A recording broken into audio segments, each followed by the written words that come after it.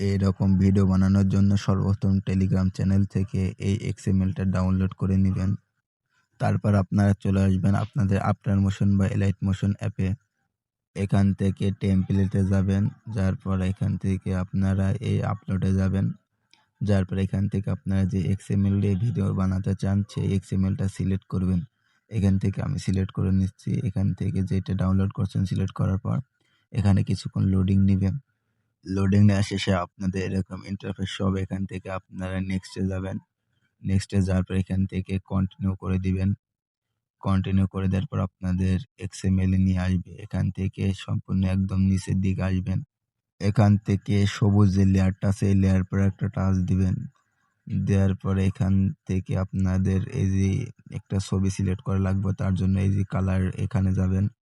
যার পরে এখান থেকে যে মিডিয়া অপশন আছে মিডিয়ায় যাবেন। মিডিয়ায় যাওয়ার পর এখান থেকে আপনাদের গ্যালারিতে যাওয়ার পর এখান থেকে আপনারা একটা ছবি সিলেক্ট করে নেবেন। ওই ছবিটা সিলেক্ট করার পর একটু ডান দিকে যাবেন, যার পর আবার যে সবুজ লেয়ার আছে এই লেয়ার পর একটা টাচ দিবেন।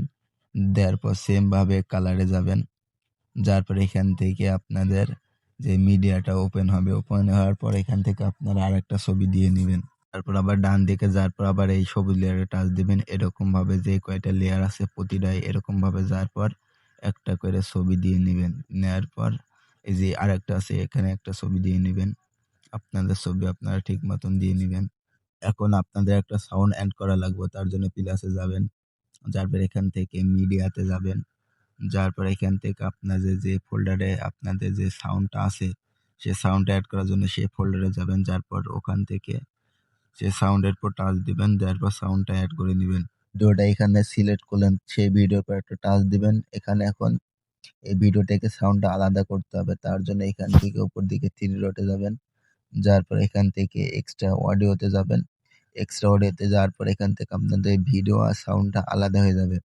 তারপর এখান থেকে ভিডিওটা ডিলিট করা লাগবে, তার জন্য ভিডিওর পর টাচ দিবেন।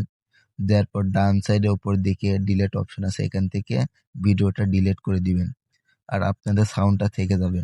এক্সএমএল লাগানো শেষে এবার এখান থেকে এক্সপোর্ট করার জন্য এখান থেকে এক্সপোর্ট অপশনে যাবেন। তারপর এখান থেকে কিছুক্ষণ লোডিং নেবেন, এরপর ভিডিওটা এখান থেকে এক্সপোর্ট হবে। এক্সপোর্ট হয়ে গেলে এখান থেকে সেভ বাটনে ক্লিক করে ভিডিওটা গ্যালারিতে সেভ করে নেবেন।